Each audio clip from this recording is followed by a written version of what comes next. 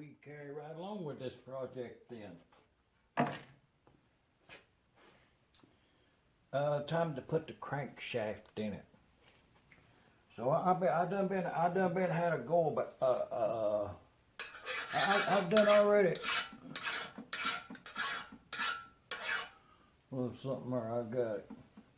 And I've done had a go with all these. I've had a file to literally every part on this engine. Every nut, bolt, washer. There may be some washers that got by, but yeah, you know, I'll tell you something. Probably you didn't know, but paint won't stick to a square edge. So every nut and bolt that I come up on these old engines that has that flat bottom, I'll go over and touch it to that belt sander around them bottom off on them nuts. And when you put down on that washer, you'll have a little rounded bottom, a little, it'll be like that right there. It won't be like a knife edge to the bottom down there. If you put that little radius on there, your bolts will tighten up better. It won't dig into the washer or the bolt. And when you paint it, you'll end up with a little line right there. If you don't do that and you paint the thing and you look at it, if you put enough paint on it, it'll bridge over there and it looks like plastic. So it's worth doing that way. And all of the bolts I took to the belt sander and rounded them over just a shade. You know what I mean? I think if they'd had time at the factory, they'd have went on ahead and done that. You know, that was my thinking. I just go ahead and do something they didn't do up to a point. You know, the old boy, he was just wanting lunchtime to get there. You know, that's all he was doing. But this right here is that Permatex. Gasket sealer stuff. This surface right here don't get no gasket now. Don't be putting no gasket on here. But you know, it's time to move on. Get this engine started. And I'm just gonna put a good liberal coat on there, simply because it don't have a gasket. And if you go around your bolt holes really good right there, you won't have no oil seepage. You know what I mean? That's why it's for oil seepage. But it's kind of one of them places where I do like a little. I'm just not going to go very much right here, just enough to make sure I have too much 100% contact, you know what I mean?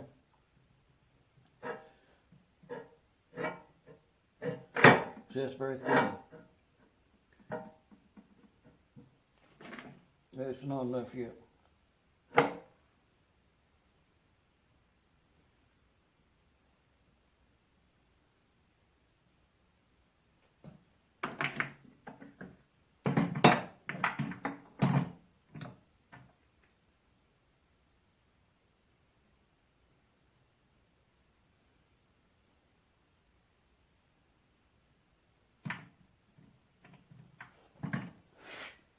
Okay, I think that's going to be real good right there.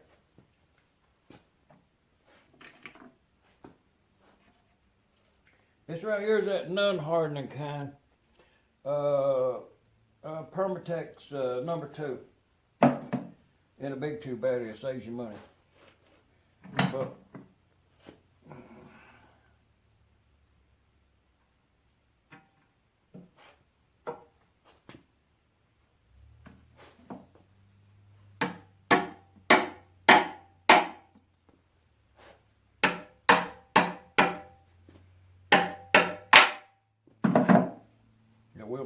we'll put them in there tight just a minute.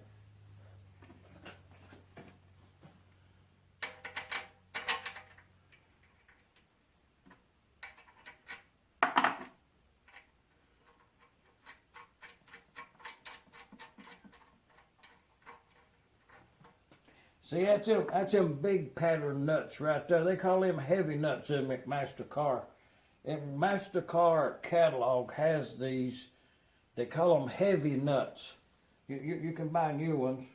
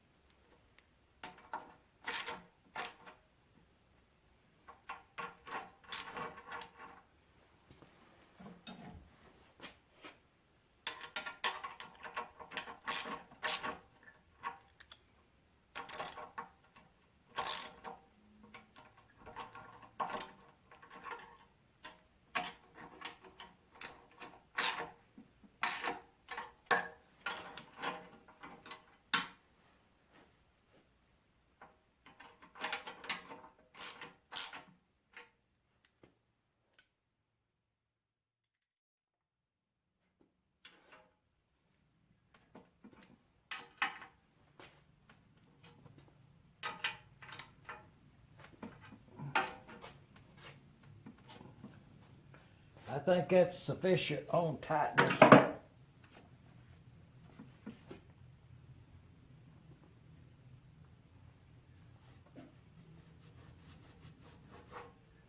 We'll run some lacquer thinner around the edge of it right there to get that. We'll get that squeezed out. Permatex off yonder.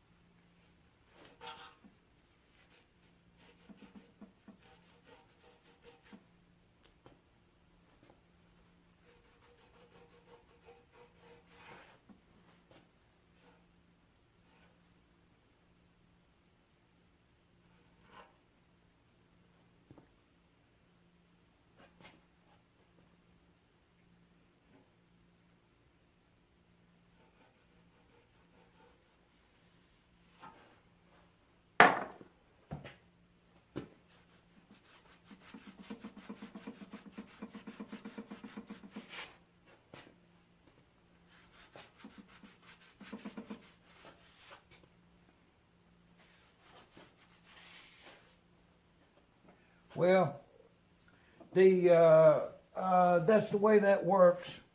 Two dowel pins and the newly installed collar stop and this bearing cap, and then there is So we still have room to get these bolts up through there, so we're good to go. So,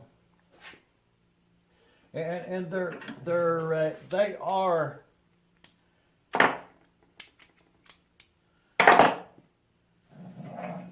I think they're very tight. Yeah. So, and we'll get the crankshaft in there now.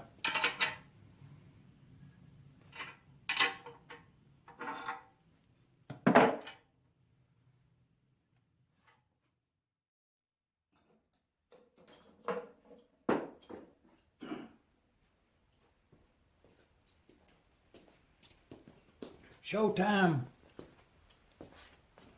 Showtime. This episode brought to you for entertainment purposes only by Crestalloy Crescent Tool Company. Hey, Mr. Pete, thumbs up, sir.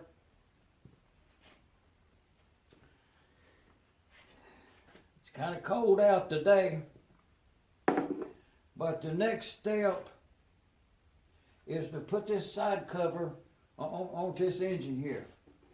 I'm gonna use that Permatex. That's that Permatex non-hardening type right there, right through there. Right? You don't get no gasket there.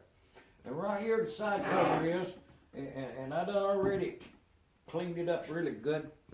And I painted it with that Rust-Oleum rusty metal primer. It'd be good enough.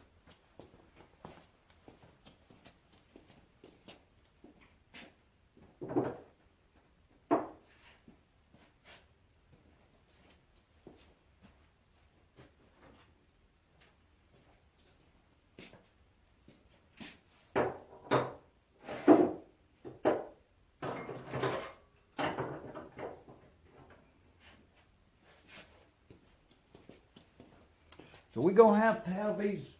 We're gonna have to have a lot of parts on this right here to put all this together. That's that trip mechanism right there, and this is another one. I'm gonna show you something about that right there in a minute. But first, I haven't been serious with y'all. This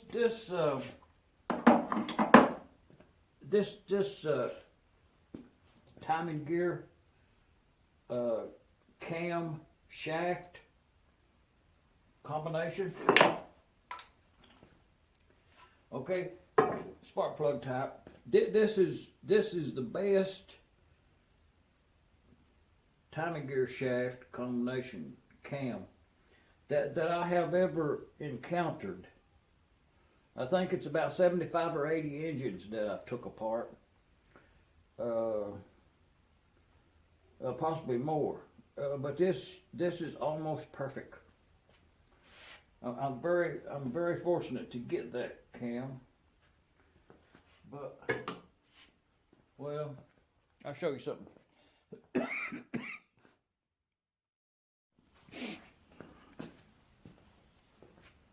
Oh yeah.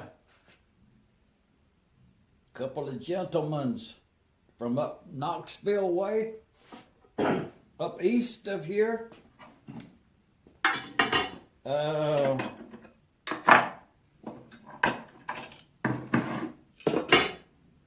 Quite an enjoyable morning, I should say.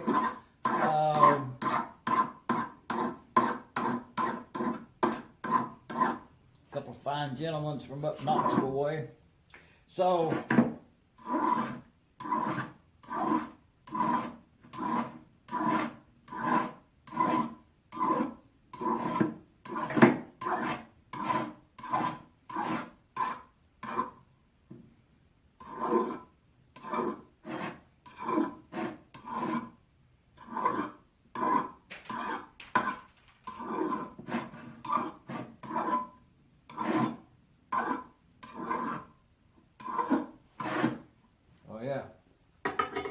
I just went on ahead, you seen and knocked that burr off there with a file, you know.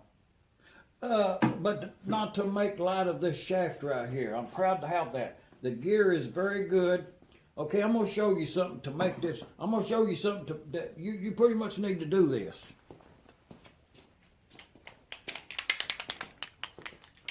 Use whatever you want to. You know what I mean? You own with your paint.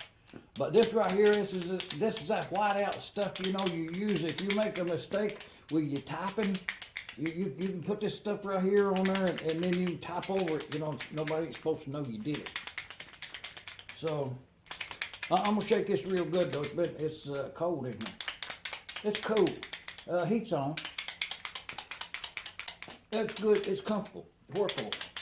But on this gear right here, not to be distracted by nothing, is I'm gonna show them to you.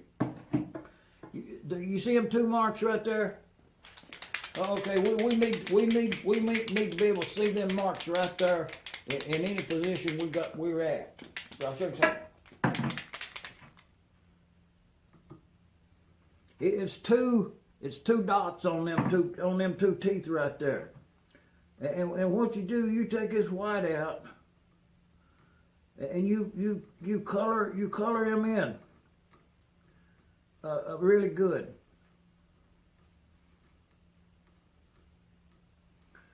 On both sides. Go across the top yonder even.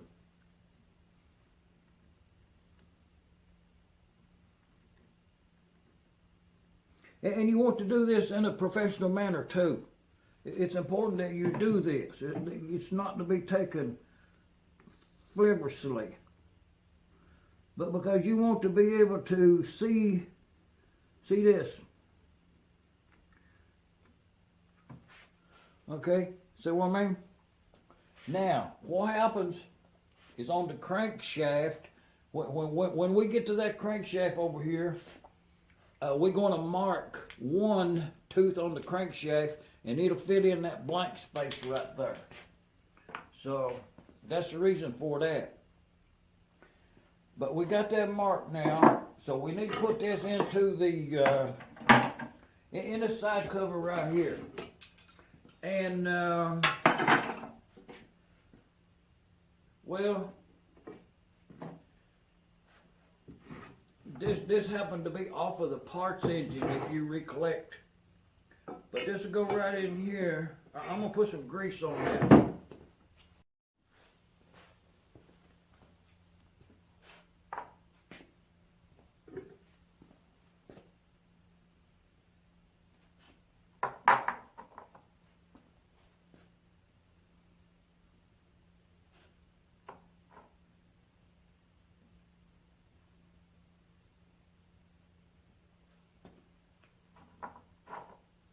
Oh yeah, I got this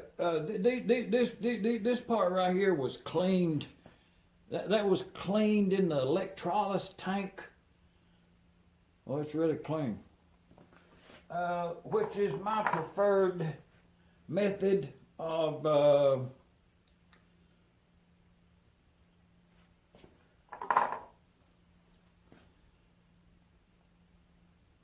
cleaning. Removing rust is electrolysis system. Well, a couple days ago, I was gifted some cleaner. Let's call it. It's top secret stuff. I won't be able to tell you what it is. Only thing I'll be able to tell you is the results that I get out of it. But it's some kind of rust remover.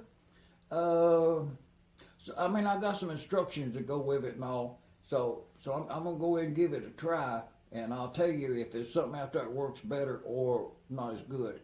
But you still won't know what it is.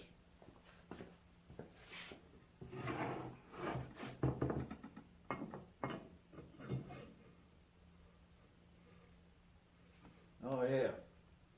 Oh, it's about a perfect fit.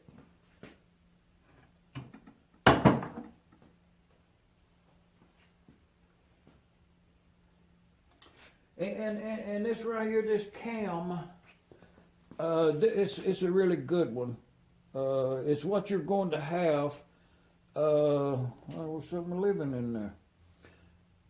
So we're going to use this one. It's an improvement over the one that was on the engine, which was totally unusable because it was worn so bad. It's in another video, I think. But this goes right on here, and then we'll put this give key in there. So, and then that's what holds it together.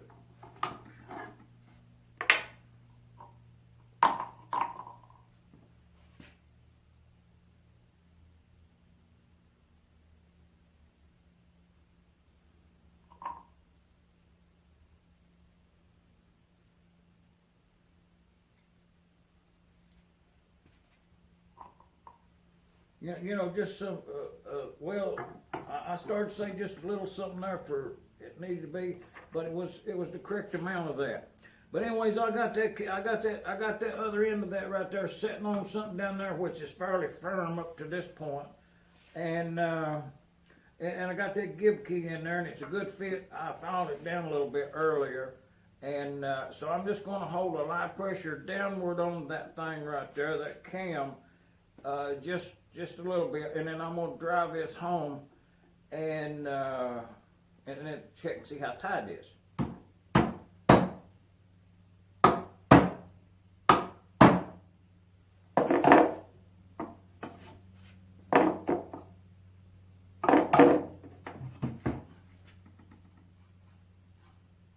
Oh yeah, y'all see that? Well, that's really good, I think. Now, like I say, this is the best side cover out of any engine I've ever had on.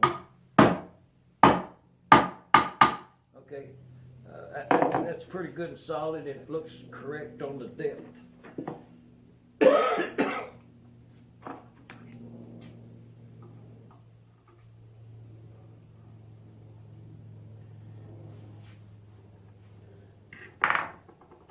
Now, actually. Well, that's all there are to that. Oh yeah. And I run a 1/8 pipe tap down in that grease fitting right there in the top. But it's really clean down in there. I can see all the way down through there. It's very clean. So.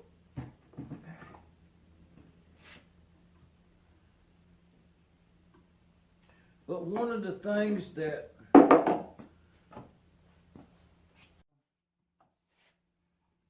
even this right here was a good fit right here. But and also this part right here that goes on to this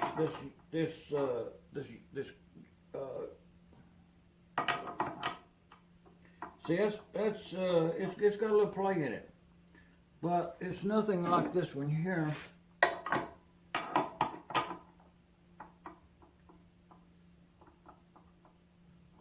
Well,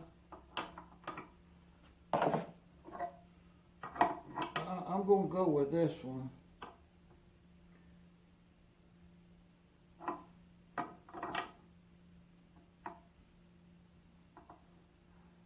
Yeah, I think it'll be all right.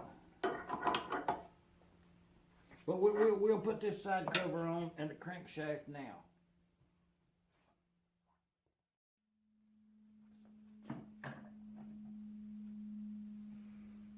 Oh yeah, very good. And you can see I marked that one tooth right there, has a punch mark on it, and it's whited out.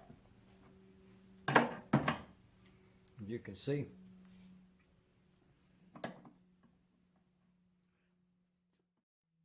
Yon side cover is already bolted on, and I have a half of a bearing shell laying in there.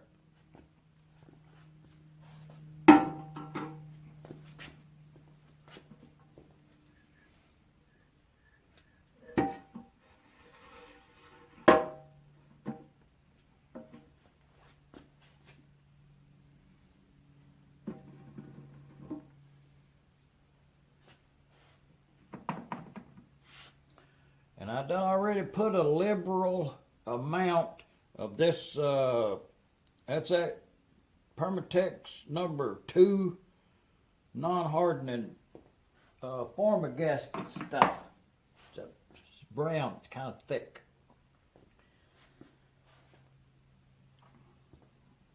We have our marks highlighted. We got a Permatex on this and that. And studs in there, the bolts in there. The alignment pin is in the cover. And the crankshaft's in there in the correct greaser over here. So we'll put that up on here.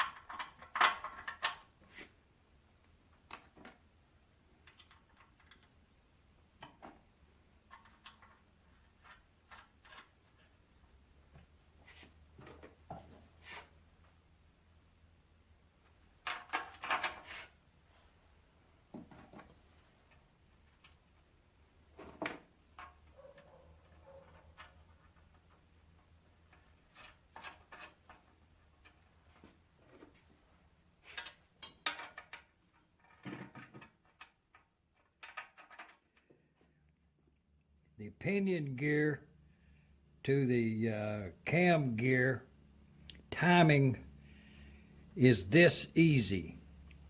When you put the crankshaft in there, everything's loose. So you raise it up out of the way, and then you can turn this cam over here. I'm turning it, and you can see that gear in there turn.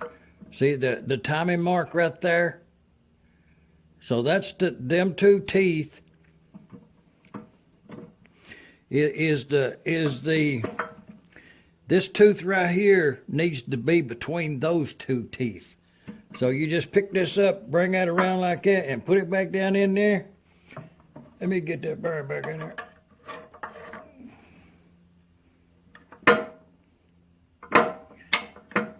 So when that comes around, those 3 teeth are in line, 2 and 1.